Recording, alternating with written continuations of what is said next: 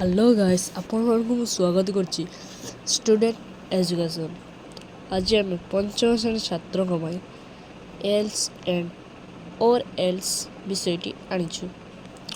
तो देखिबा else and और एल्स किस एडा होछि एल्स एंड और एल्स। एल्स आपण माने पचारिबे एल्स माने कोन? एल्स माने होछि अदर्स। तो देखिए किसी गोटे एल सी आपंपाई जेहेतु आप जापर गोटे अच्छी someone somebody some things anyone anybody anything no one nobody no things everyone everybody everythings somewhere anywhere nowhere everywhere।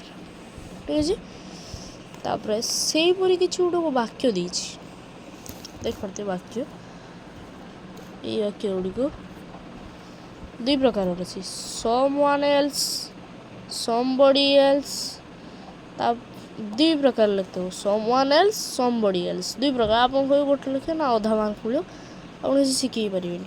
तापर अच्छी any others person any others person कहले anyone else anybody else दुई प्रकार हुए।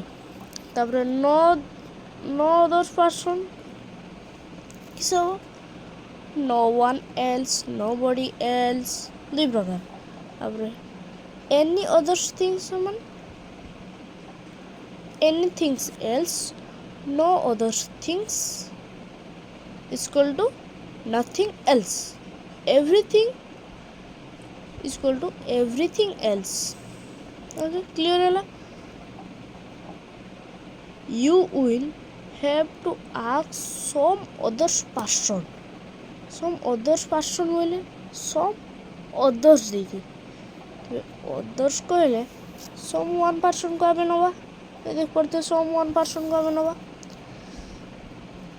या उत्तर कौन हो यू विल जहाँ you will have to ask केवल ये जो वाक्यटा सम अदर्स पर्सन एटा चेंज होगी कौन हम सम वन एल्स एड देछि सम वन एल्स लिखिए।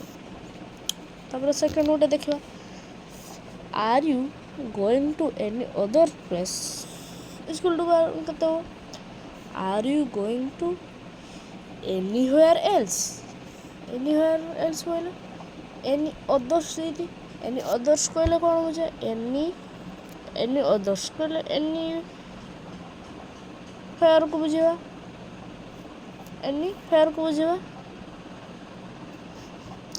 बुझेगा तो एड लिखा है आर को आर रहा यू रहा गोइंग रहा इजी रेड कलर एटा चेंज हो चेंज कौन हम एनीवेयर एल्स रेड किछटा सेंटेंस देछि और सही परी करियो।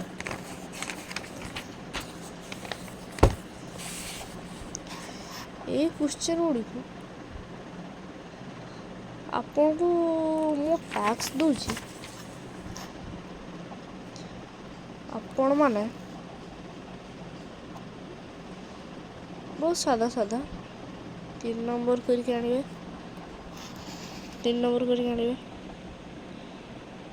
4 नंबर करके आनिबे 5 नंबर करके आनिबे 6 नंबर करके आनिबे 7 नंबर करके आनिबे 8 नंबर करके आनिबे एतिक आपको करिया दरकार देला आपको सुविधा मात्रा सुविधा हो कौन हो सुविधा मात्रा सुविधा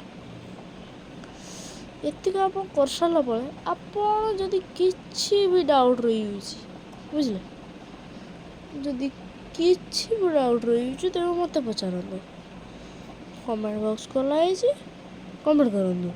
जय जगन्नाथ।